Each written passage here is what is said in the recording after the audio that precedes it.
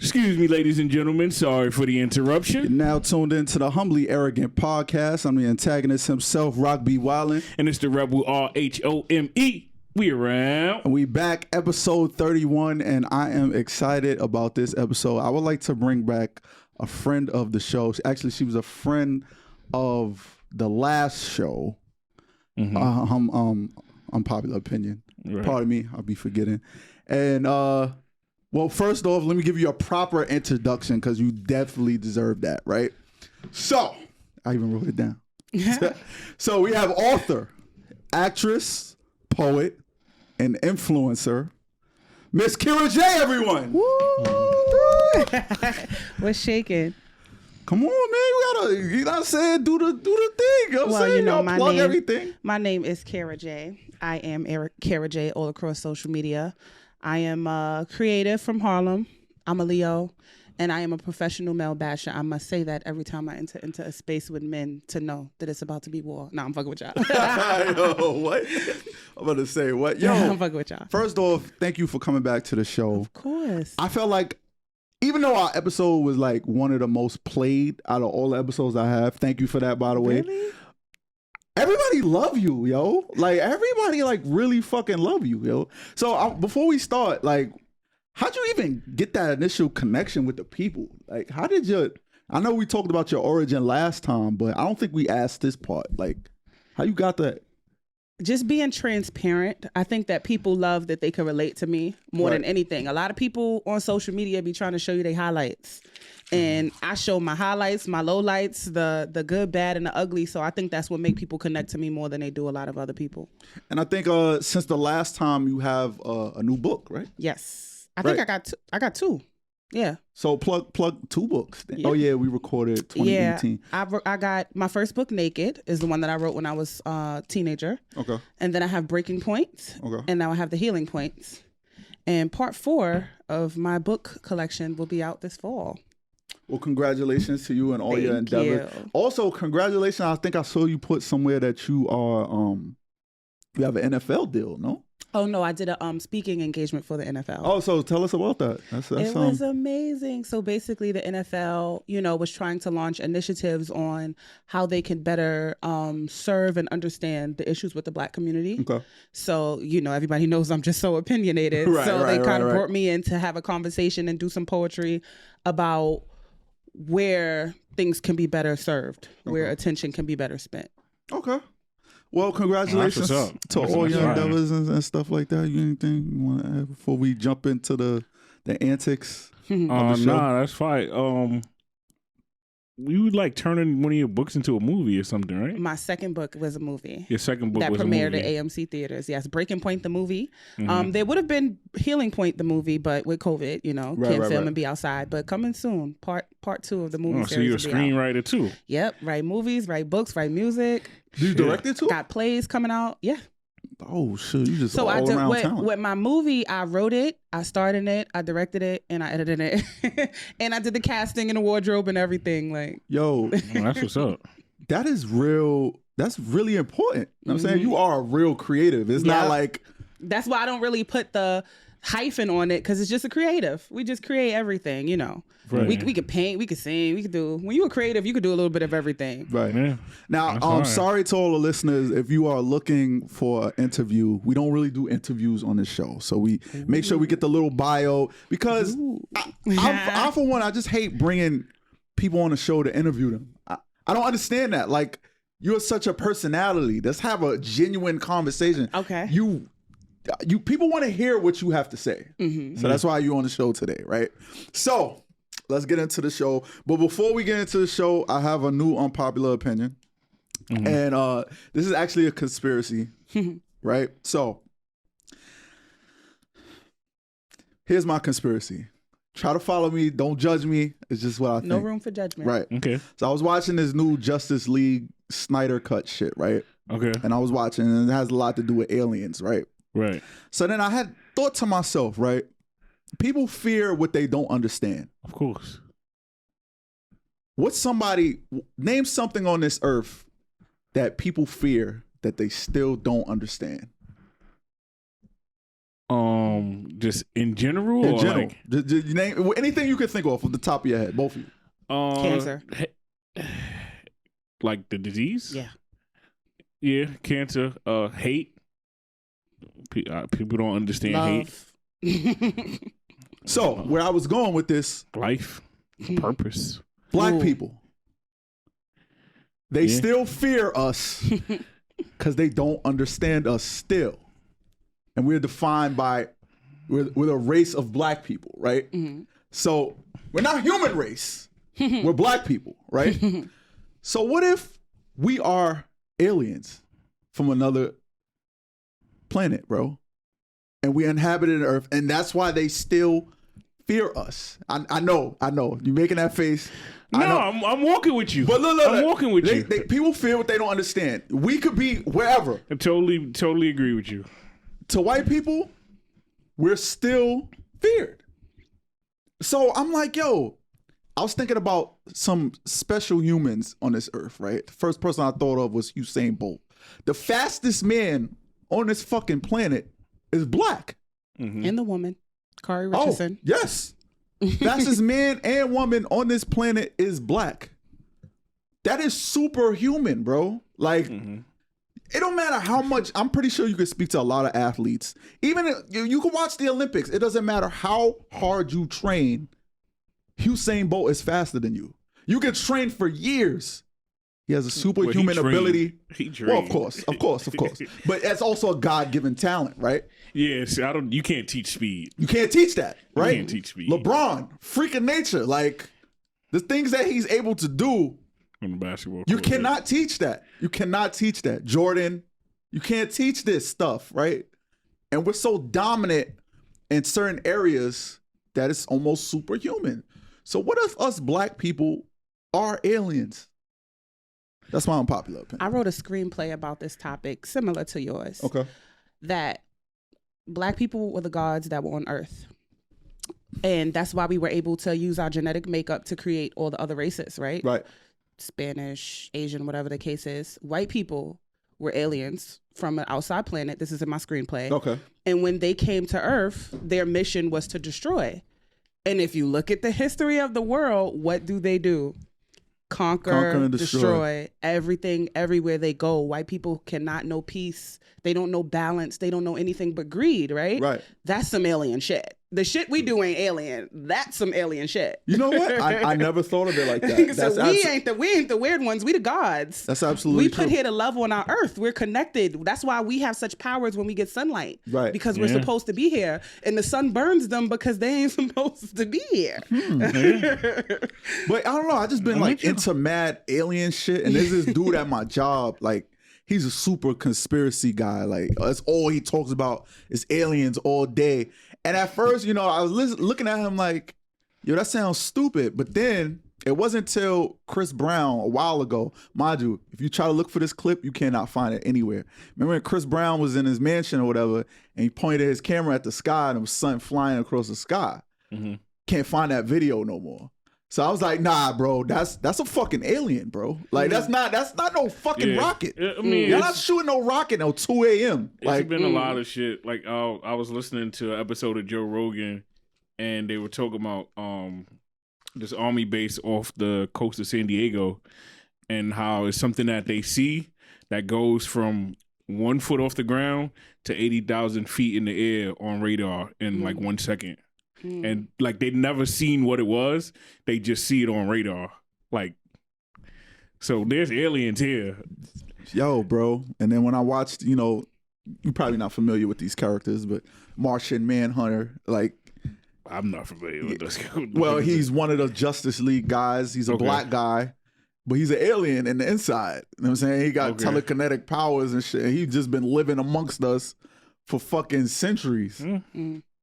Yeah, and he's a general in the military, so it's just like, I don't know, man. I'm just into YouTube. I mean, YouTube and everything, yo. I'm worse than a kid. YouTube can convince you anything. Yeah, bro. I know. You fall down a rabbit hole. I know. But all right, so that's my unpopular opinion. Now, to get to the main our first segment of the show, It's called Beginner's Therapy, and in Beginner's Therapy, we all go around and we share something that we would normally say at a therapy session, because it's hard for people to afford therapy these days, and we all need to speak on what we need to speak on. Now, it's a judgment-free zone. What we will talk about, what we talk about after the person shares, right? So who would like to go first? Should I start it off? I need to go last to observe. Okay, I'll go first. All right, you go first. So I've been thinking about accountability. We preach accountability. That's my favorite word right and there. we preach that on this show. That is the premise of this show, accountability. And we will get to you later, which I didn't get to you in the last episode. But I was thinking about accountability, and I was thinking about myself. And, I think I'm at the point where I'm willing and able to be in a new relationship, right? If I so choose to. I've been ducking them, but I can be. I know I can be. And I was thinking about my ex, right? And I was a fucking douchebag. Like, I really sat there and I thought about all the shit I'd done. Like, she did a lot of things right. And at the end of the day, when I had to sit here and really think about it, no matter what she would have did, she could not make me happy. Why?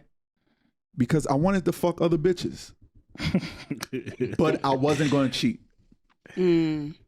So instead, I'm self-sabotaging our relationship. And it took me a while to really sit with this, right? Like, I really had to sit there and think, like,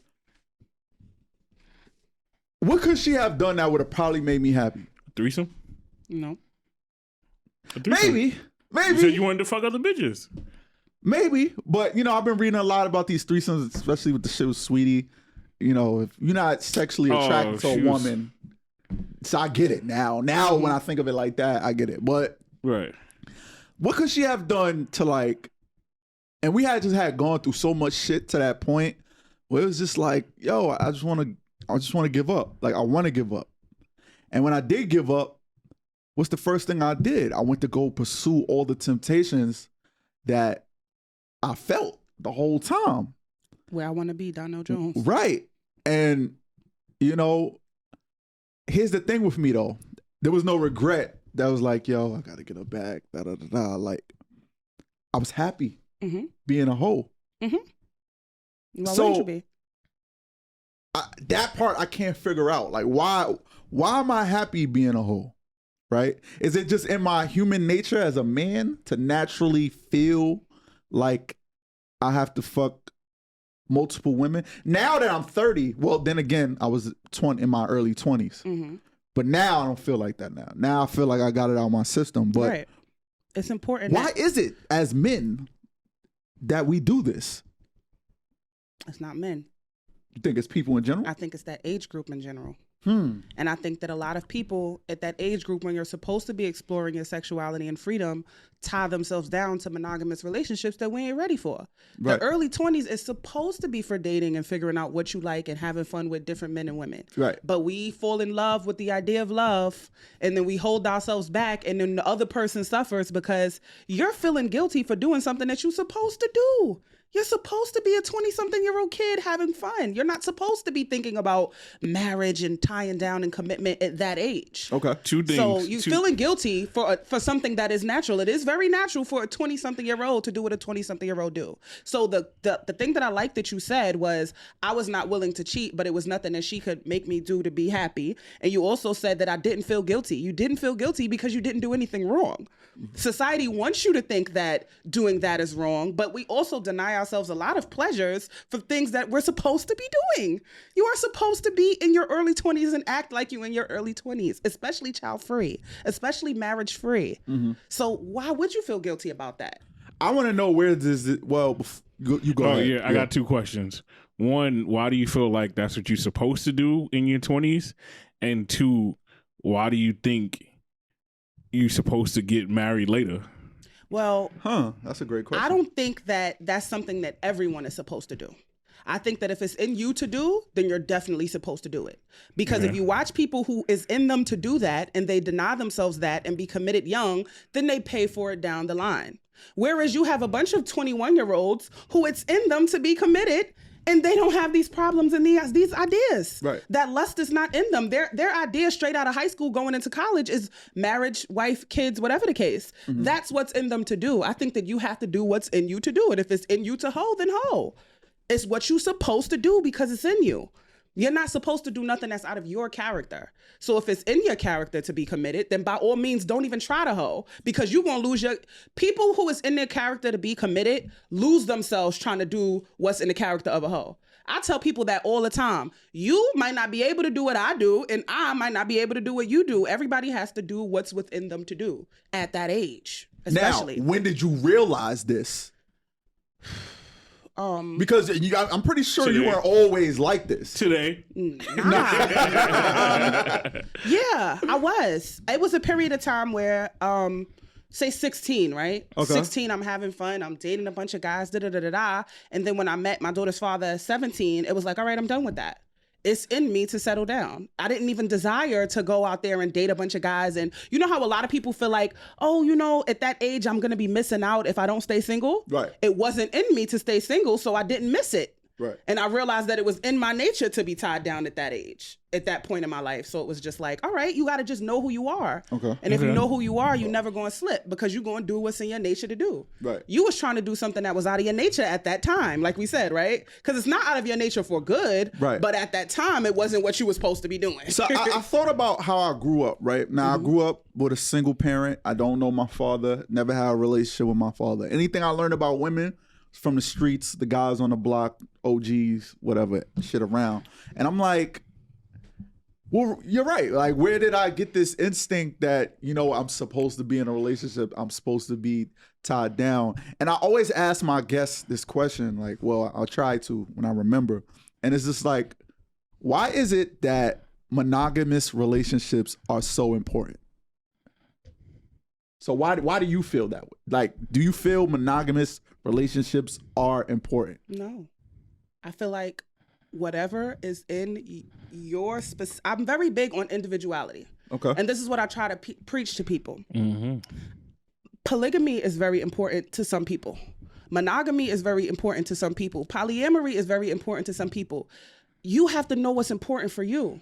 And then you have people out there who monogamy is important to them, and they aligning with people that want to be polygamous or polyamorous. Mm-hmm. And that's where the issues come in. Yep. There is a whole entire community of people who believe in polygamy or polyamory, but y'all going and dating monogamous motherfuckers and fucking up the relationships. So monogamy is not important. Relationships are important themselves. You have to go and find someone who is aligned with your relationship beliefs. Yeah, that's me.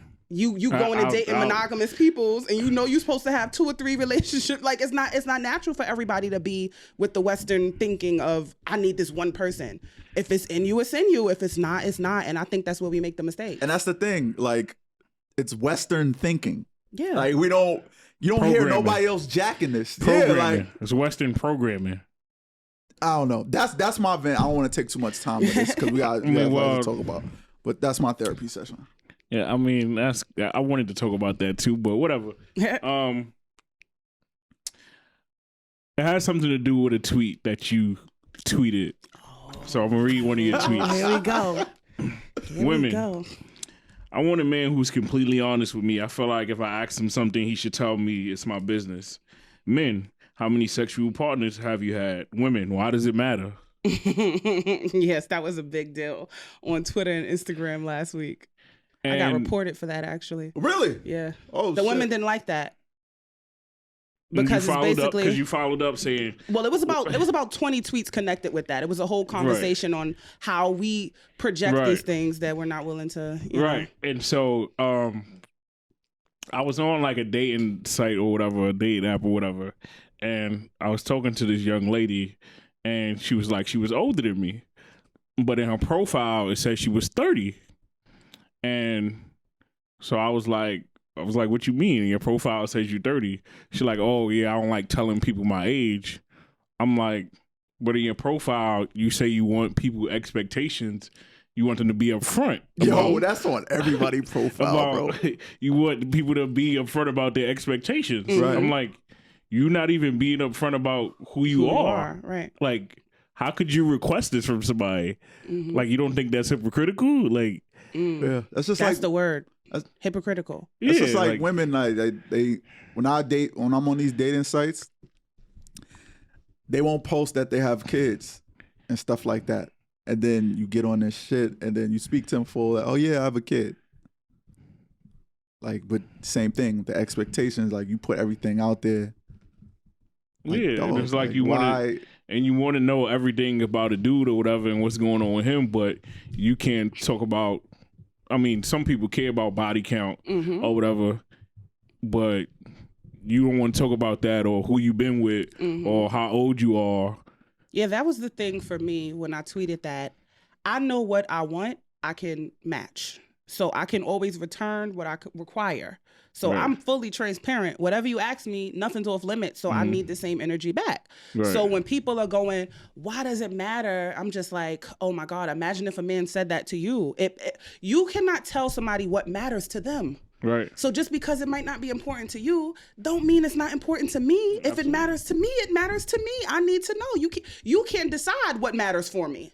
So that's where that whole argument came from, because I'm trying to explain to women that you don't get to pick what men find important if they're asking because it's important to them.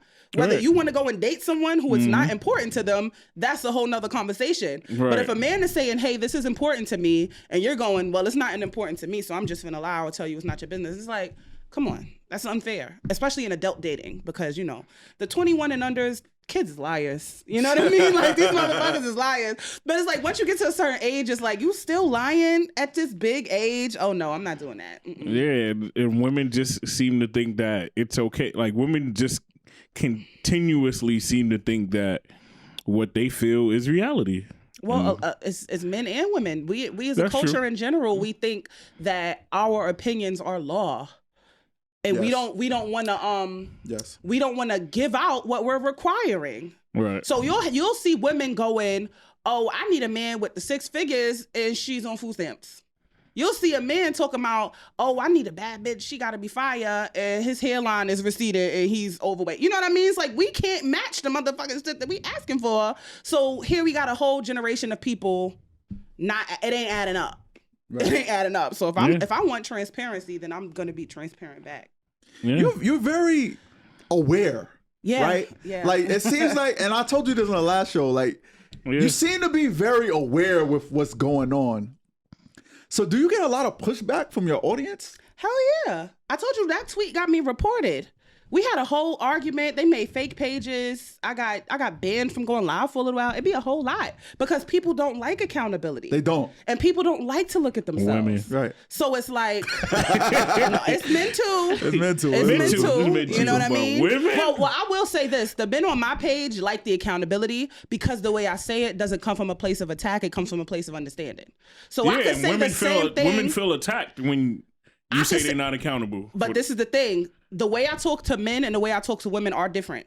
I know that men need to hear things a little bit easier digestible coming from a woman because y'all are used to having arguments with us. Okay. And I know that when I'm talking to women, I might have to say it a little bit raw because y'all are used to getting your hand held from us. Okay. So when I'm talking to women, my delivery might be like, sis, you need to just wake the fuck up. And it might be a little bit more aggressive. Whereas I'm talking to men, I'm like, that ain't it. Y'all need to pay attention because y'all not gonna digest it if I'm coming to y'all arguing because I'm already a woman, so we already enemies.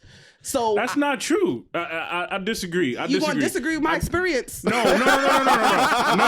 What I'm saying is, from a male's perspective, I disagree only because I feel like women don't come from a place of logic, right? Like I was telling the story about. We spoke about this. I was telling the story about how I got into it with my girlfriend because I liked the picture on Instagram of a woman being revealing or whatever.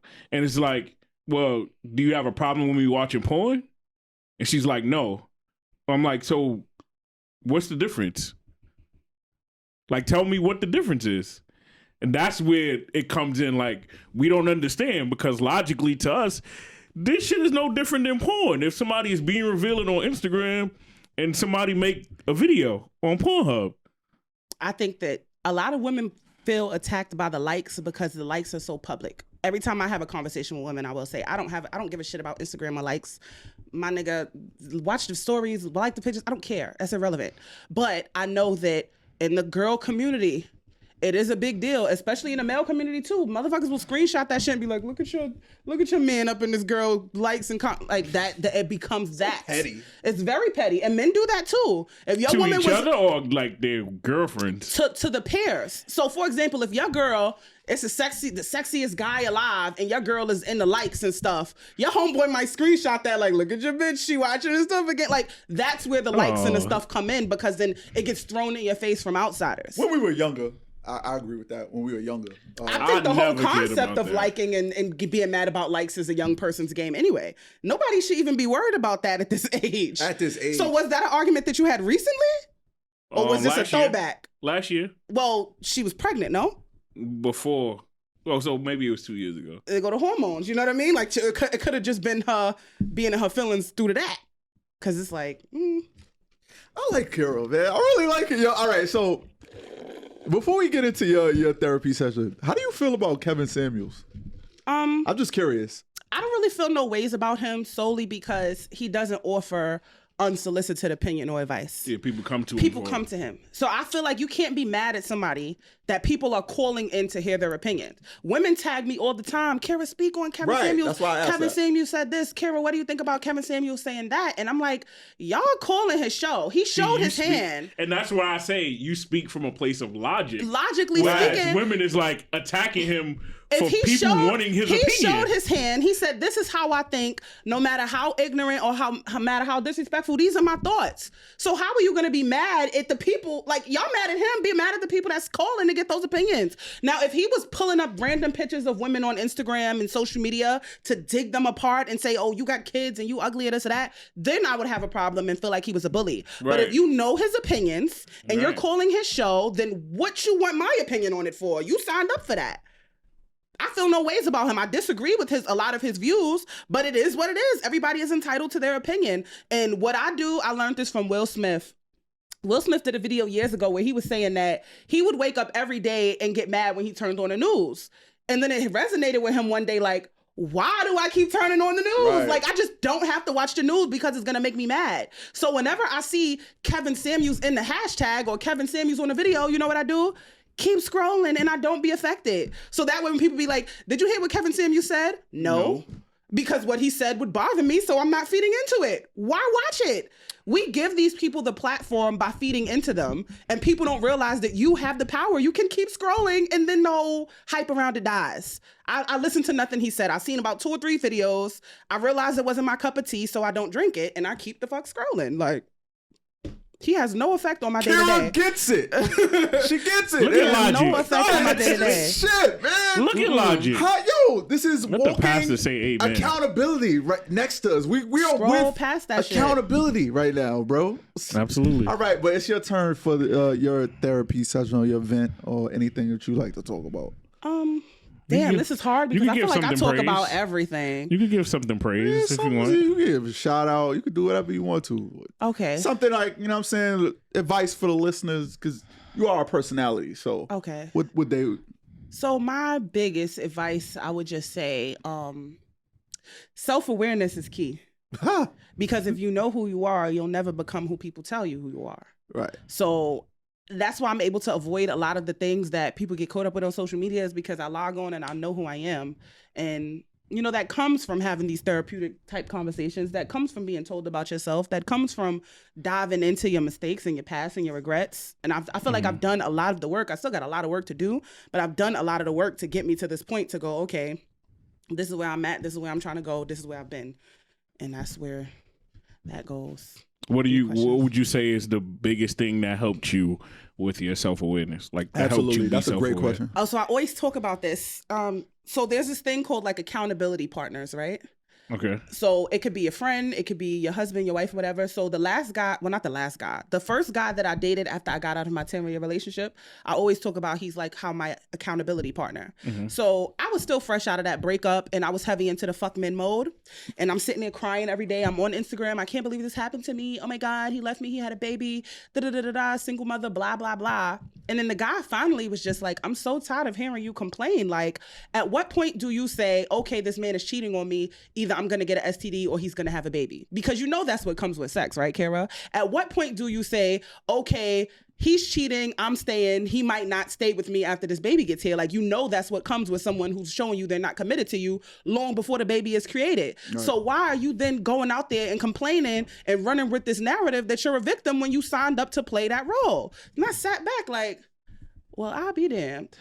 Granted, I may not have known things would have turned out the way that it did, but I could have deduced from the toxicity in our relationship that we wasn't going to last past no baby. You know what I mean? So it's like, he was like the accountable partner to make me realize, like, you got to know your own shit and the shit that you allow and the shit that you accept, or you'll be sitting there blaming people for the rest of your life. And I don't want to be nobody's victim. So that was the moment where you awakened. I awakened to just go, all right, so let me figure out what the fuck is wrong with me, because I could sit here and cry about these things that they do, or I could sit here and be honest about the things that I allow. What was this person's relationship to you at the time? He was the dude I was dating. So can you imagine that? Me and him were dating, and he's tired of hearing me go through all of this shit. What were you disagreeing with?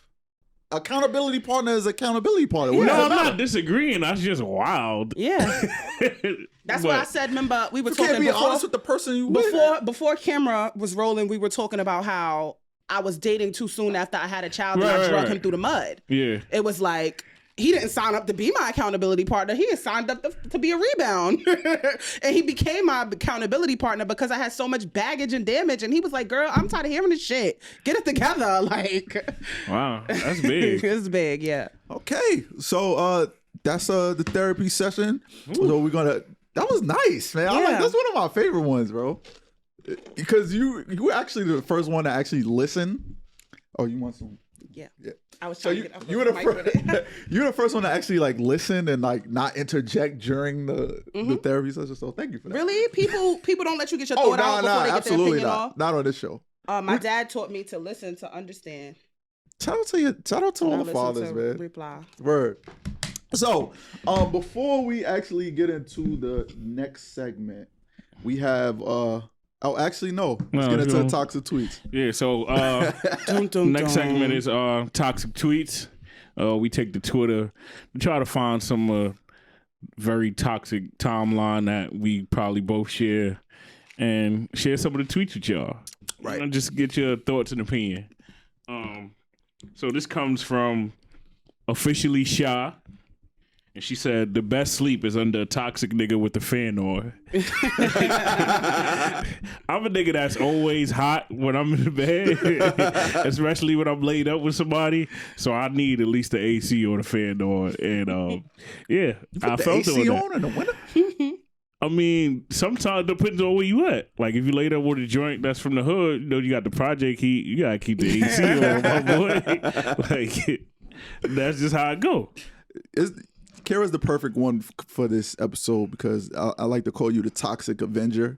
I feel like anytime somebody, whether it's on Shade Room, Hollywood Unlocked, whatever, you are there on time. Do you have the shit where it says like notification? No. Yo, you are there at the exact moment. The universe be putting me there, yo. I'll get online, like, I take hiatuses. I'll be offline for 3-4 days. Soon as I get back online, there's some bullshit going on. I'll be like, oh my God, here I gotta go with it. Yo, you be going in. I be see you battling with people, and you just how to hold everybody accountable. Everybody, because that's how we gonna grow. I'm not here to hold nobody's fucking hand. We're going to be amazing. And my community on my page, you might not like everything that I say, but you're going to grow from the things that I say, and we're going to all get better together. That is the only goal, growth. That's the goal. Okay, well, it's time for my toxic tweet. Now, this toxic tweet is courtesy of, oddly enough, Spiritual World, which is I love them. One of the most toxic pages, which didn't initially start off this way, but shout out to them. I love this page more than any other page I follow, right? But I found a tweet on there, and it started off from marijuana. Now, this is a thread, so try to hang in with me, right? So it started off, she was like, dudes don't like natural bodies anymore, and it's sad, LOL. So then another woman, she interjected, and she says, men set beauty standards exactly. Oh, men set beauty standards exactly. It's capitalism that does. Wait, no. Am I reading this right? Men don't set beauty standards exactly. It's capitalism that does. Plus, millions of men and women that take that bait. They take responsibility as women, as a woman, and be consistent. Problem solved. There you go. Let me skip around to some of the ones that, and it's a funny picture because like, it posted a picture of Kevin Samuels at the end of this shit. So I was like, let me talk about this shit. So, and another guy, he was like, yo, women don't like their natural bodies anymore. How is that our fault? Said, It's true. So they was going on and on pretty much about BBLs and waist trainers and stuff like that. And the young lady was pretty much projecting her insecurities onto this thread. So yeah, basically, like, what's y'all thoughts on this topic? Do you think natural men? bodies? No, do men, or is it men that's the reason why women are doing these things to their bodies? I'll let you go first. Yes and no. Two things could be true. Women that seek attention from a certain type of man might feel like it's men's fault women get their bodies done. Mm-hmm.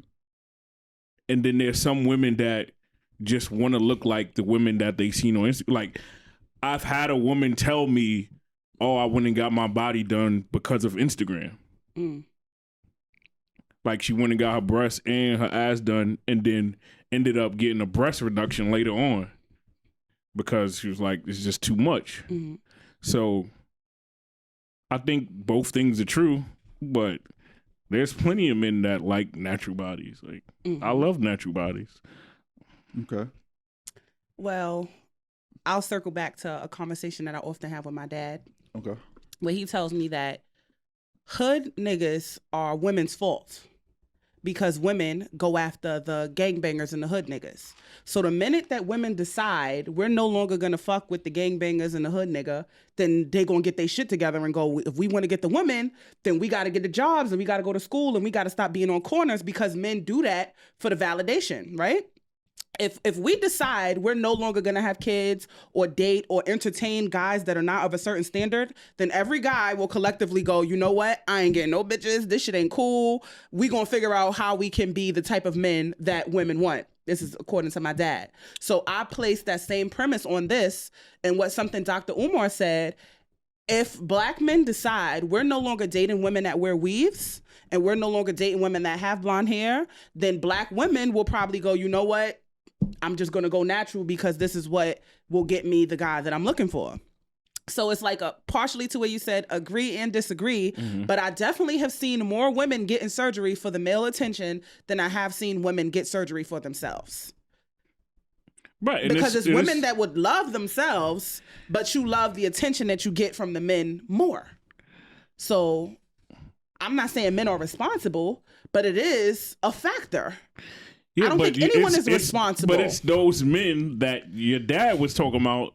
The hood niggas, exactly. That give that attention. Exactly. Yeah, So if we collectively wake up and say, we're no longer going to give attention to the bodies that you have to risk your life for, or we're no longer going to give attention to the lifestyles that you got to risk your freedom for, then everybody is going to collectively decide to do better. And it's funny to me, too, especially when you look at it, if... You know, because 9 times out of 10, these people that believe that also view celebrities a certain way. And if you look at our top ranking celebrities, their women don't have fake bodies. No. Beyonce. Allegedly. I think she got ass shots. That shit do look a little fatter. Allegedly. Yeah. But most of their women don't have fake bodies. Nah. Well, you're talking about generation thing. Millennial generation is the generation that made surgery as common as going to get your hair done. Yeah. So millennial generation of celebrities, all women have fake bodies. Even the men are getting surgery in the millennial generation. You can't say Jay-Z because Jay-Z's 40s, 50s. They wasn't doing that shit. Beyonce's turning 40 in a couple years. They wasn't doing that shit. It's us. It's the 30s and the late 20s that's doing that shit. Let me continue this thread, right? So I skipped around. So as to what you were saying, the young lady said, and who sets the beauty standard that leads for women to get work done in the first place? Spare me, sir. And then the guy said, I Googled, quote, waist trainer, BBL, breast implants, and did not see a picture of a dude, queen. I'm utterly confused as to what you are trying to insinuate. She said, the tweet that I put out is clear. I didn't say men wear waist trainers or get work done. I said they set the standard for what women ought to look like. And when women do it, they feel it's the norm. Surgery is the way they feel like they can gain in social capital and desirability. That's what I said, desirability. Another guy comes in and then he's like, so you tell me you have no semblance of beauty or inner value unless it's based on the opinions of men? Help me out here, queen. Are you implying that the very aesthetic decision that women make is based on the preference of men? I thought otherwise. I've been led astray. Yeah, because the first thing women to say is, "Oh, I did this for me." And women are liars. Did you not see that conversation where? Thank you. Did you not see? No. Can you say it one more time? Not all women. Don't do that. But there was a conversation where Tamar, she was on the Real, right? Kevin Samuels, by the way. When Tamar was on the Real, right, they asked her, why won't she have her natural hair or natural hair color? And you know what she said? When I started dating Vince liked white girls. So I figured to get him to like me too, I would always keep my hair blonde so I could look like the white girls. So that's what they mean by men are setting the beauty standards. There's a whole thread of posts going around where men are talking about, look at these saggy titties. Look at these stretch marks. So yeah, natural bodies may feel like, if I don't go fix this, I'm not going to get no man. It's a whole thing where it's talking about men are setting this beauty standards. And this also goes back into we're not blaming men or women, we're just acknowledging the role that we play. Have you ever felt like, as somebody who stayed out the streets, you might want to go and do some hood nigga shit just to get the little bit of attention that these niggas is getting? Like, I've had that conversation with a lot of guys without the criminal record and baby mamas. It's like, why the fuck do they get all the attention and the praise from the women in our community? Well, that's capitalism. That has more to do with that's what they said. That's what the very second person said, that capitalism is the cause of this shit. All right, Kara and Rome. But this is a simple case of what came first, the chicken or the egg, right? The same hood niggas. Where did these hood niggas get the mentality that this is what I got to do to get a beautiful woman? And in the same way, we can ask, like, well, where did women get this idea that I have to look like this for men to accept me? What came first, the chicken or the egg? White supremacy came first and set their beauty standards onto our culture, and we fell for it. Now, can you explain? Say that again for the black women. Black men too. Don't try to take y'all out of this. Say it again for the black women. I said white supremacy came first, and they set their standards of beauty and lifestyle onto our community and culture to where we now portray these images and behaviors that they injected into us. You follow 19 Keys on Instagram? No. He's a very conscious black brother. I can't even say a real nigga. He's a very conscious black brother. And there was that week, do y'all remember that week last year where the guy hit the woman in the face with the skateboard and everybody was going crazy? Yeah, it was black women are unprotected. Yeah, it was downtown somewhere. And then the very next day, another man threw a woman in a dumpster and he was disrespecting her. It was just a bad week for us as a culture overall. Right. The women were feeling attacked and unprotected. The men were feeling kind of outraged because they couldn't find the guys that did it. And 19 Keys said, as a militant black man, it hurts that the type of men who would protect women in those instances don't get the praise. So the type of man that would knock somebody out for doing that won't even be acknowledged. They'll be overlooked. They'll be outcasted. The militant brother doesn't get the attention that he needs because we focused on the real niggas. And the real niggas will sit there and watch the woman get hit with a face and a skateboard. Wait. That's not real. Now, there's not one single man in that crowd of real niggas and hood niggas. There wasn't no real niggas over there. What is the nothing. And we talked about this. What is the definition of a real nigga? Well, by definition, it always comes back to by definition, you know, the concept of a nigga is the ignorance, right? Right. So the real nigga is just the real ignorant motherfuckers in the community. That's all that is. A lot of the times it be real men referring to themselves as real niggas, but they ain't no nigga in you. You know what I mean? We say nigga is a term of endearment a lot of the times, but like 19 Keys was saying, we talking about militant brothers that will knock a real nigga out. Like, no funny shit. Okay. So the real niggas will sit there and shoot up their baby mamas and not take care of their kids, and the militant brothers will come and correct that and make you stand 10 toes down and say y'all gotta follow 19 keys, man. I'm telling you, real man, real militant brother. I can't call him a real nigga because he's that real. Like, okay, y'all. I can actually get put on the pages from other people. Yeah, he's dope as hell. That's how I even got put on to you. Somebody else. But again, actually. Nah, we talked about that last episode. Again, I've had this conversation with women about hair and beauty standards and the magazines and the shit that, you know, we take and apply to our culture. And it's kind of like you said with the millennials, like the whole strip club scene and kind of, I say looking like a stripper because I feel like a lot of that wearing the super long eyelashes and all that is a part of stripper culture. Like whether it came from there or started from there or not, it's a part of that. And ever since that became something that we popularized, that's what women want to look like. It's the same thing with the hood nigga. Yeah. You had brothers who grew up in households with mothers and fathers. Right. But because the hood niggas was getting all the girls, now they want to go out here and be hood niggas. We do things for the validation of the people that we desire. And I want money, and the money bring the women. I wanted to speak about that, but we're gonna talk about that a little later. So that ends we have to move time has to move along. So that's it for the toxic tweets of the week. Damn, that was another good session. I like that one. So now it's time to get into what we call blame or claim. And this is Rome's segment because you're a very conscious person and you're very, like I said, you're very aware. So we like to ask Kira the main question we ask on this show. I want to kind of switch it up. Really? I want to switch it up. Because I was dying to know. What do you feel like you need to work on when it comes to relationships? Character. I think that's my biggest flaw. I did this video a while ago called the 5 C's of a healthy relationship, where it says character, chemistry, communication, compatibility, and what was the last one? I forget at the moment. But companionship? No, consistency. Consistency is last, because if you do all those other 4 things right, you got to stay consistent, right? So I think that the biggest issue that I faced in the past, not now because I'm dating very excellently now, in the past when I would date, I would make the mistake out the gate and not get somebody with a good character, and I wasn't dating people that were... So like being a good judge of character. Good judge of character at the time, or ignoring the red flags at the time. Like a lot of women... A lot of the mistakes that you thinking you make, it all starts with picking someone with the character that you want to align with. Because you'll go out there and find somebody who can't do XYZ, and it's like, yeah, but they're not a good person. So of course they couldn't do XYZ for you. You gotta be a good judge of character. And like I said, this is in the past me. Current Kara, I'm really good with the character judgment now. What does that look like, being good with it?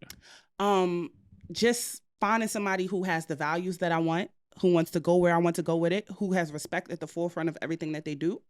The goals and everything have to be aligned. Everything. The certain things that you go through in your relationships won't even be a factor for you if you find people with good character. For real. Even if the relationship don't work out, you'll no longer have those drawn out bad breakups because you're breaking up with good people. And a breakup with a good person is so different than ending something with a toxic motherfucker. Toxic. Because a lot of people be toxic. Like, we got to judge the characters out the gate and we'll avoid a lot of these problems. Why do you think most people be toxic? Upbringing? The surroundings? Like, what brings them to the point where there's like, they're unable to get out of their own ways, or they set this new precedent for what men or women are? I think just the lack of accountability in both men and women. But where do we learn accountability from? People on the internet that talk to you like me now. I think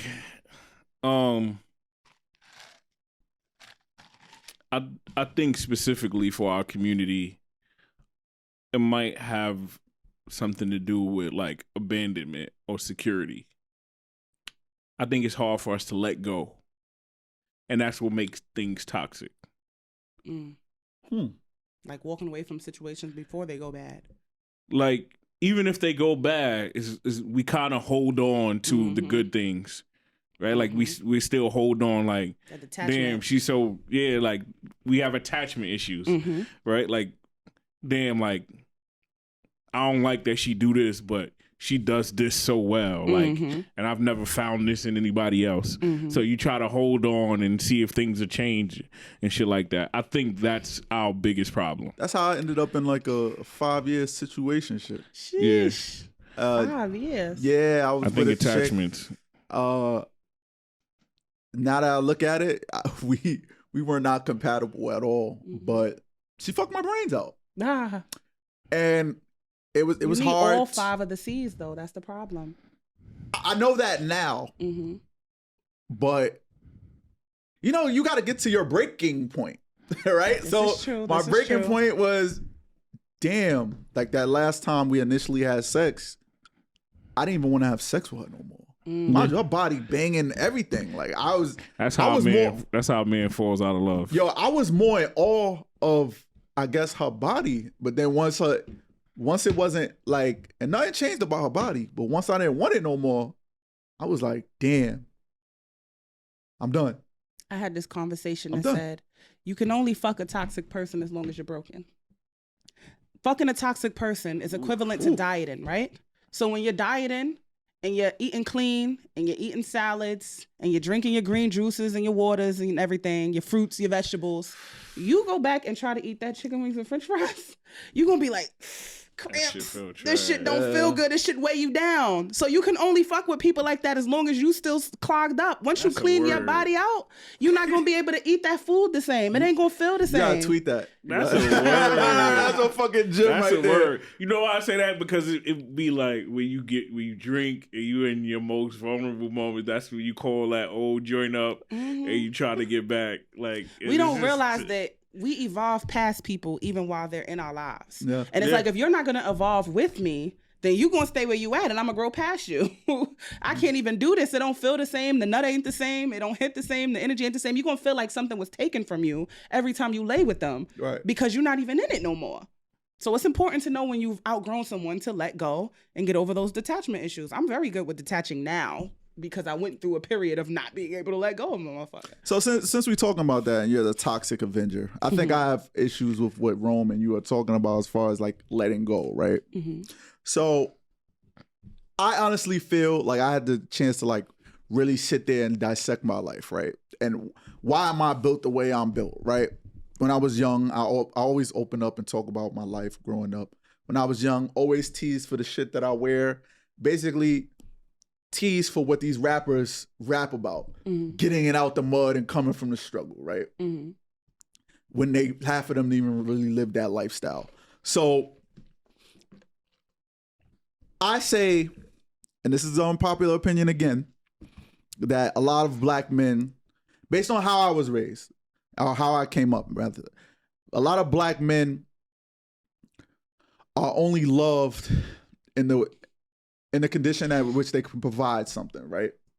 So my whole life I went with being devalued as a black man to my black women because I didn't have this or that certain amount of money. I didn't look a certain kind of way, right? Then I grow up. I challenged myself to accomplish these things. So it was a point I had lost the weight, got a bag, fixed my teeth, upgraded my wardrobe.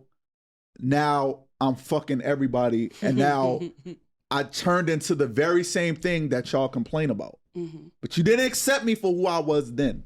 I feel like, well, now I'm starting to grow out of it. But my whole life was built on being jaded, right? So what's your thoughts on that? Because I want you to speak, because we have a male audience, right? Okay. So talk to the men about the importance of like valuing yourself, or anybody who came up like me. What would your words to them be? The key word that I have in situations like this is alignment, because there have always been groups of black women who love men far beyond what they can provide. There have always been groups of black women who are the breadwinners and take care of the men in their household. There have always been groups of black women who like them tall, short, big, skinny, muscular, whatever. There's a whole community of black women out there that are overlooked, that would love black men the way they need to be loved. But Y'all going for the type of women that want the type of men that you are not. So it's like, it goes into the whole good girl, bad boy, bad girl thing. The bad boys is getting chased by the good girls, and the good guys are not going after the bad. Like you're just not in alignment with the group of women that would have loved you, because you can. It's very easy to feel overlooked when you're not paying attention to what's behind you. Because you're looking at this group of women in front of you here that is overlooking you because they looking for XYZ. But what about the artsy chick?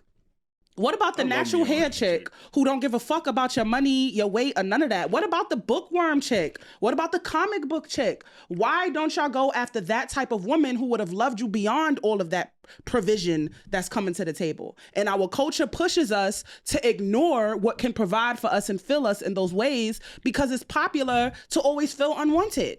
The same thing with me. I remember when I first started my social media platform, I would get on there and talk about how men don't want light-skinned women. Y'all don't want tall girls. Y'all don't want natural body girls. Y'all don't want this and want that. And the men had to stop me like, nah, it's men out here that want you, but y'all don't want us back. We're all not in alignment with the group of people that will make us feel love. And as soon as we get in alignment and start going after the type of people that are our people, then we can stop worrying about being overlooked by the others. Because the type of woman that's going to love you the way you need to be loved ain't going to care about you doing none of that.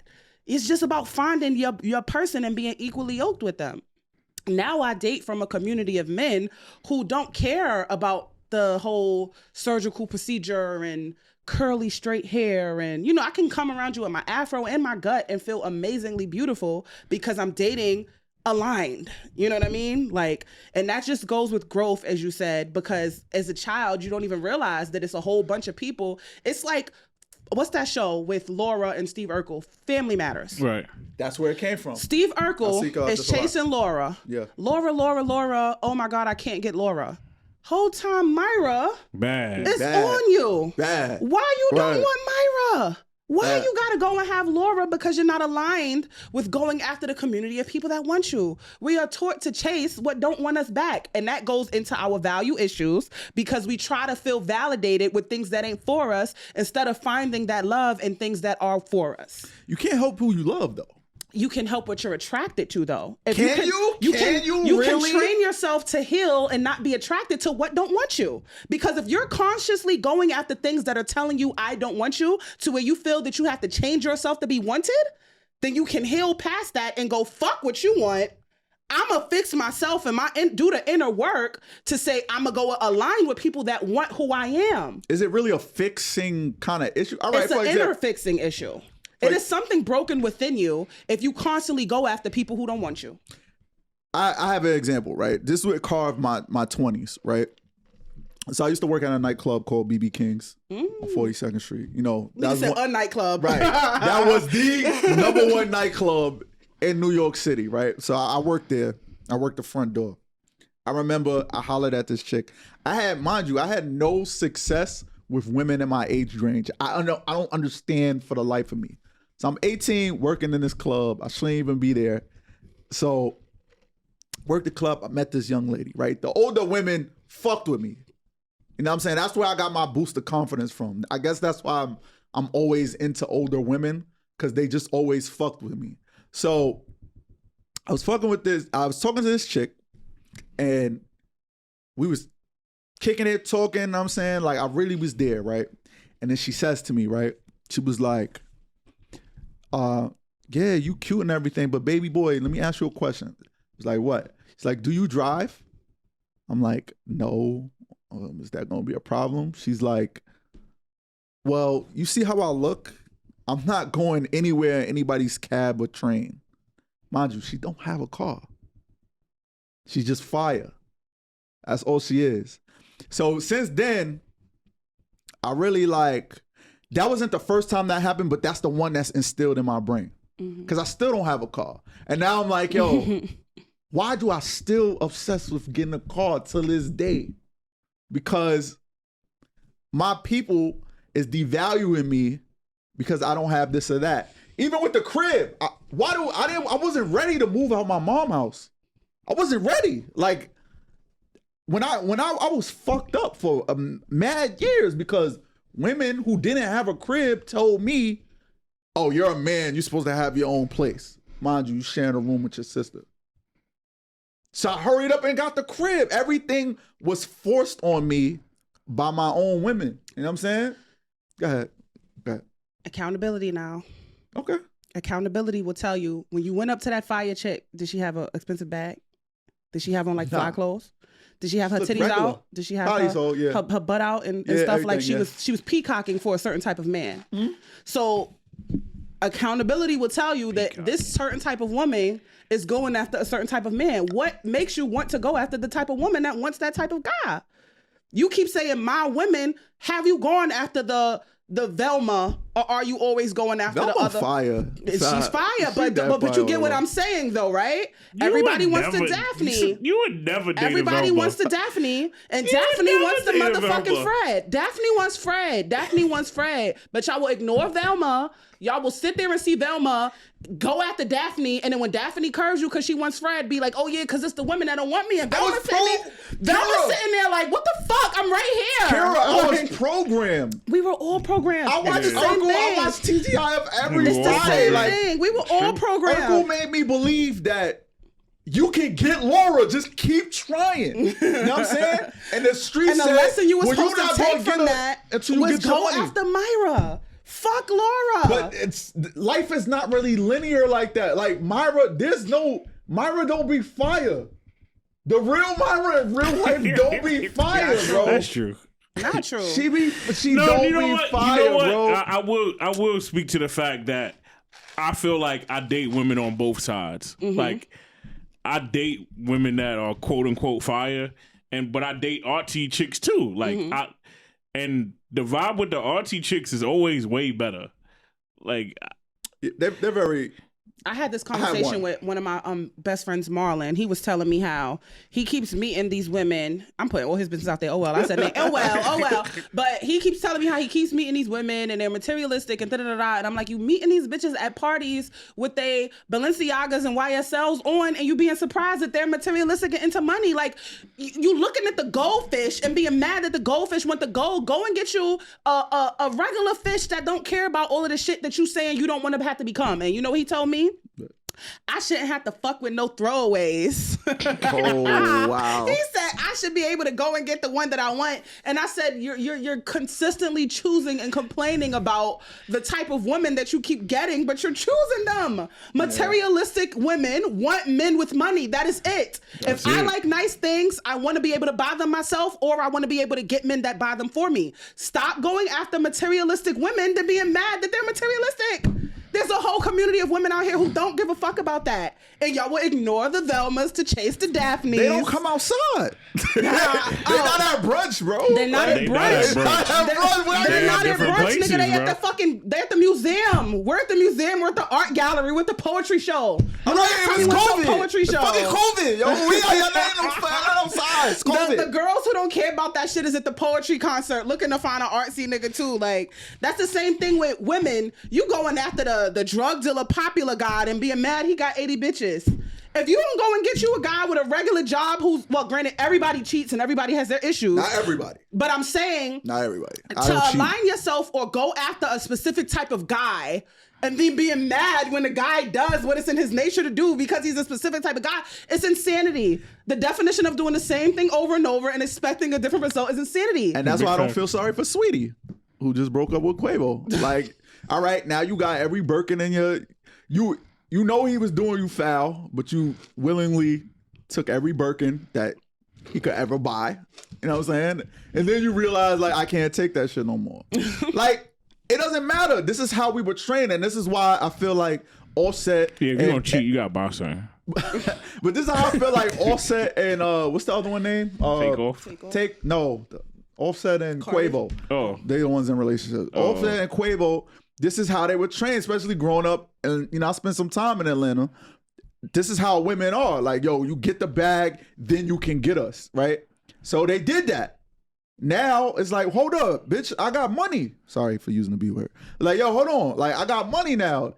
Now I'm valuable. Now I can do whatever the fuck I want to do. Y'all didn't want me before I have the money, so I'm always going to stick my dick in whatever chick I want to because I got the money. Now I'm valuable. You placed no value on me when I didn't have this shit.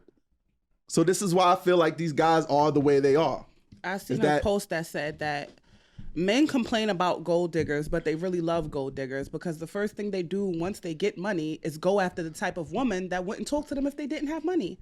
So they be liking the gold diggers, but they just be mad that they can't afford them. No. You wouldn't buy a McLaren if you was rich tomorrow? No. All right, what's your favorite car? You're not buying no fucking Honda. Tesla. All right, but there's mad versions. There's upscale versions of Tesla. Yeah, definitely. But here's the thing. You gonna get the best one, my nigga. But you gonna get the best Tesla. But that's the problem with the community. The best one ain't always what appears to be the best. Because after you get a certain age, you got to realize that how much is your piece worth? You gonna go and get this fire looking chick that can't feed your soul or your sanity in no type of ways as a black man, for real, for real? That arm her candy ass is sweet fat, on but her you. soul is flat. What you doing with that? That arm candy gets sweet. Hello? Like, what you gonna do with that after a certain age? We talking about these men that's fucking 35 and up. Like, what are you doing? What are you doing? And it's the thing that I seen a post that said, y'all will overlook the regular looking chick to go after the bad chick instead of just going and get the regular chick with the good soul and building her confidence up so she could feel like the bad chick. Yo, my best friend, she always tells me, she was like, yo, bro, she's married now, by the way. She's like, yo, bro, you might as well get the girl that you want because at the end of the day, you could just buy her body. Like the women that you seek for, they're not gonna be there, but you could buy her body. And I'm like, what if I do that? And then she morph into the person. She is. You know what? Nine times out of 10. I'm not gonna say all women. It's so many women in here that are gorgeous with nice bodies and fat asses and big titties and great sex. They just not with the thousands of followers on Instagram. They just not at the brunch and the day party. You gotta go other places to expand your horizons. There's so many women that look fire like them girls that you want. They're just not into the shit. You know what I mean? They might have a t-shirt on and a hoodie where you can't even see how fire their body is. Like, I've had this conversation with so many men. Men, when I'm on social media talking about, because I got a fat ass, and people be like, you got a fat ass? I'll be like, hell yeah, I got a bigger butt than half these women that's showing it, but I don't got a peacock. You know what I mean? I ain't got to show it off. You'll find out when we get behind closed doors. Everybody ain't showing off. Every fire chick ain't twerking on the gram. I ain't gonna lie, I like that every sometimes. Every fire chick is not twerking on the gram, yo. Every sexy ass bitch, it does not wear little dresses. Yeah. Some of these bitches will just have a regular ass t-shirt and pants on, and you will not even know till you get home and be like, what the fuck? Now, Kara. I like that. Y'all be because I know you outside of here, right? So a little bit. So your camp, who you which grew up with, or I don't know if you still chill with them or whatever. But your camp is these kind of women. So how you even stay grounded with this around you? She know who she is. Yeah. Birds of a feather do not flock together. Sometimes I try to rub off on them. Sometimes they try to rub off on me. But if we get to the point where we can't align with what we're looking for from guys, then I go and I make friends with women who are more aligned with my values. Gotcha. So it's like your day ones can't ever go nowhere. You never gonna not be my sandbox. Right. But if it's time to go out, I might need to go out with an artsy chick because I don't like brunches and clubs and all of that shit. Like you just go and make new friends and you go and find people more aligned with the type of shit that you into. That's all. All right, so I have to stop it here because we're running short on time. So we're going to get into my popular segment, and we call this the pole position. Ooh. The pole position, we go to Twitter. No, we go to Instagram, sorry. And I asked everybody that's following me a series of 3 questions. We separate the males and the women. I mean, yeah, I said it right. The males and the women, right? So I have 3 questions. You said that because women don't like to be called female. Right. I almost said female. Males and the women. I'm working on it. It started like 3 episodes. That's such bullshit. So nobody wants to be a woman a female until the t-shirt says the future is female. Right. So I have these 3 questions based on you being a toxic Avenger and stuff that I see you going at women for on Twitter, right? So we're going to start with the women first. Actually, no, we're going to switch it back up. So I asked the women, which do you enjoy more? Good guy dick or toxic dick? Those are the 2 choices to choose from. What percentage of women do you think said like toxic dick? 80. 80? 85. 85.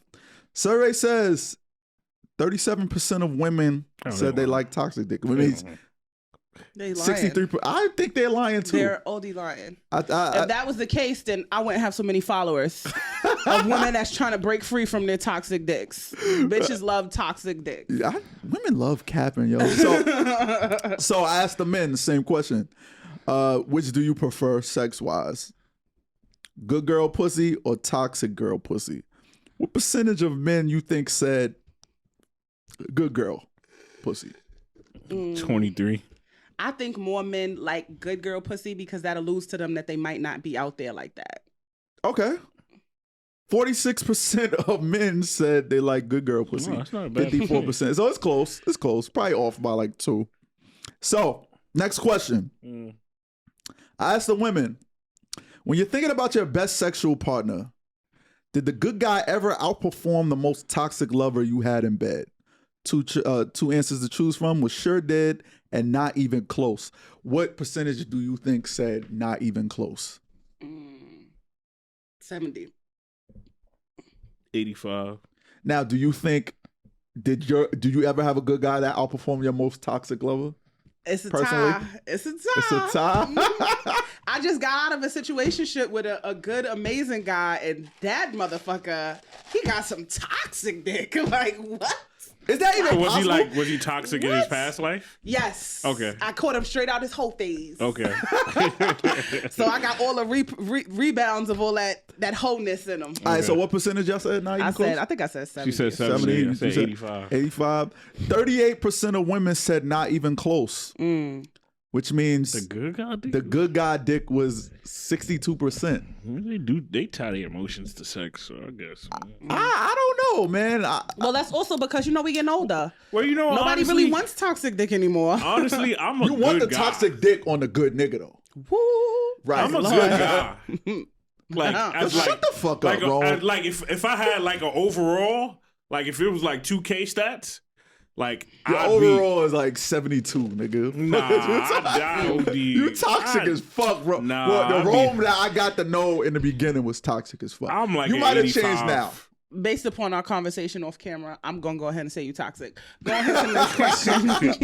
Yo, so I asked the men the same thing. I said, thinking about your best sexual partners, did the good girl ever outperform the toxic girl pussy? He said not even close. The 2 choices to choose from was yes, no cap, and you shitting me? So what percentage do you think said shit me? Shitting me. Shit me as in no. I guess if I'll base it I'ma off the say first 80. one, I'll say 60. I'm gonna say 80. 80. 49% of men said you shitting me, which means Wow. 51% said, well, I guess it's probably off by 1. So yeah, they said the good girl outperformed. I never had that before. Yo, we talked about this last episode. Yeah. If my toxic chick pulled up today and said, yo, come fuck me right now, I'm going. I'm going. That's how good it was. The fumes was in the air from how toxic we was. We didn't do nothing right but this. Oh man, I know. That I know awesome. the feeling. You can't get nothing right but that bedroom time. Yo, my ex and my joint from Puerto Rico, and they was both toxic as fuck. I was trying to get them together. That would have been amazing. All right. So last question. I asked the women. I said, do you think men with great dick are hard to be in relationships with? The two answers to choose from was absolutely and nah, not really. What percentage do you think said absolutely? Men with great dick are hard to be in relationships with. I'm gonna say like 70 because when y'all be knowing y'all got good dick, y'all want to share it and shit. Like it can't be like, bitch, I saw the way you was shaking. I'm about to go see what I can do in these streets, and I know you ain't gonna leave because I'm putting it the fuck down. When I was a kid, we grew up on Barney. Like he told us Sharon was caring. Oh my god! All right, what percentage, y'all? I'm gonna say 20, just because like the niggas with good dick, they'll be in a relationship with you. It just won't be a committed one. But that's what makes it hard. That's what makes it hard to be in a relationship with him. I'm gonna say about 70. I've been saying 70 all across 56% of women said it's hard to be in a relationship with a man that has good dick. See, and that's why I'm like they be bullshit because if you feel like the good dick is toxic. Yeah, it didn't make sense according to their last two. That's why I always ask the last question to throw them off. See if you're consistent with what you're saying. All right. So then the last question for the men, I asked the men the same thing. I said, do you think women with good pussy is hard to be in a relationship with? OD. They all said no. OD. OD, yes? As in, well, the two choices to choose from was yes and nah, not at all. What percentage do you think say? I'm going to say about 60% nah. What do you think? I think the other way. 60%. That it's hard to be in a relationship with a woman with good pussy. Mm-hmm. Why do you think that before I reveal the results? Because good pussy do something to you. Yeah. Like, you be bugging. Like, that be the shit that make you want to, like, check phone. You sure that's not love? You not in love? I'm in love with the pussy. Nah. I can't stand Because I was in love with some pussy and I still ain't commit to that girl. I cannot stand y'all. So I'm not going to say that. I ain't commit to her. That's exactly why I don't date. Yeah, but that's what I'm saying. It was hard to be in a relationship with her. That's what I'm saying. Well, Kira got it right on the money. 60% of men said it's not hard to be in a relationship with a woman with good pussy. Oh. Why did you think that though? Because pussy is much more loyal than dick. Most of the Touché, men, most touché. of the women that turned into wifey became wifey because her pussy was good. So wifey ain't out here running around, just don't share that shit with nobody else and sit your ass in the house. Like, wifey always got the best pussy. But it's never the pussy, it's the act of sex within itself. Well, at least for me. I like the art of it. Is she good? Is she an artist? Or is she just like a machine? Yeah, because like, good pussy and good sex is two different things. Yes, very different. Because I had some good pussy that... Word, I was attached to a person terrible. who didn't deserve it. You know what I'm saying? It should have went to someone else. Like, terrible. But Yo, I just learned last year that everybody pussy ain't hot. it's cold? It's cold. Like some women be having never had lukewarm pussy. Like when you get in there, it don't feel that heat to it. Like when you told you first this, get your in homeboy? there? Yeah. Like when Lukewarm? they said they fucked a bitch and it wasn't that warmth. You know that warmth when you get into some good pussy be nice and hot? Said her pussy was lukewarm. I said, what the fuck? I don't know. Nah. Everybody pussy feel the same to me because I wear condoms. It's been so long since I took a condom off. Every so pussy I don't wouldn't feel know. the same with a condom. Y'all never fucked a bitch with different temperatures? I've never I had don't know the pussy. temperature. I don't Lukewarm. take the condom off. That's like lukewarm cold. pussy. If it ain't hot, it's cold. Nah. I ain't never had no cold pussy. I be gauging by the wetness. Cause I had this, Right. I had an Antiguan joint. That shit was so wet, it was slimy. It disgusted me. What? Like when you went like that, it's just Nah, that's the best. Yo, that shit was sweet. just oozing. I was You like, nah. bugging. Bro, I put my face in it, yo. My whole face was drenched, That bro. I is- didn't like That's that the shit. herb. Love that. The herbs? They take herbs to make it gel instead of leak like water. Nah, I'm No a water- word? I guess I'm too Americanized. Yeah, I just I know that because like, all my Caribbean homegirls. Nigga, Get I'm these herbs, American. I Carol. love, like, the wetter the better. touche. He's saying the consistency of it. It was Because more jelly I than had watery. more water Oh. than I had Yeah. jelly. You know what I'm saying? I don't. As long as it's some kind of Moisture. yeah. Well, that's the episode. Kira, it was wonderful having you. Thank you Thank for pulling you. up. It's always just like a great time when you pull up, whatever. So sure. we got to do another one because it's so much stuff didn't get to. But thank you. You want to plug anything on our way out? Yeah, follow me on Instagram, all across Definitely. social media. IAMKRRAJ. The books. The books. Oh, yeah. allthingskiraj.com. You can find everything by follow me on my platforms. It's in the bio of all of them. Definitely. If you haven't checked out her Breaking Point movie on YouTube, definitely check that out. Great. I watched the whole thing straight through. That shit was awesome. I wish I was there for the premiere because you had some fire joints there. Yeah. But Put my Yeah. son on to the artsy chicks, man. Yes. Put my son on. she don't come outside. Don't listen to this cap. I'm on tour. What you talking about? I'm always outside. Wait, I just don't go to the places that it's popular to be at. Like You out of state. You have I'm to at do the that. concerts. I'm at the poetry shows. I'm at the freaking museums. Where that shit at in Atlanta? Because that's probably the chicks I Everywhere. I'm get booked in Atlanta like 3 times a month. I'm You definitely- just keep going to the hood functions. I do. Mad when you Guilty. keep meeting the hood bitches. Like- Guilty as charged. Guilty as charged. Yo, check out our website for some Humbly Arrogant merch. I'm actually rocking some right now. Is there? You could cop just whatever, t-shirts, hoodies, Cop up. sweatshirts. All the proceeds go directly back into the podcast, and this is where we're going to get the money to put out these YouTube videos, because that's actually expensive, getting multiple angles and whatever. So Humbly Arrogant merch. You can follow the podcast show, podcast page, Humbly Arrogant Show. Funny clips, videos, memes, clips of the show, that, so on and so forth. Yes, sir. You can follow me on Instagram and Twitter at The Rebel Rome, one word. The Rebel Rome, RHOME. Please don't forget the H. And you can follow me on everything, Rock B Wildin, ROC, the letter B, Wildin, WYLIN. And remember, we may be the villains in your story, but we're the heroes in ours. Humbly Arrogant. We out. Yep.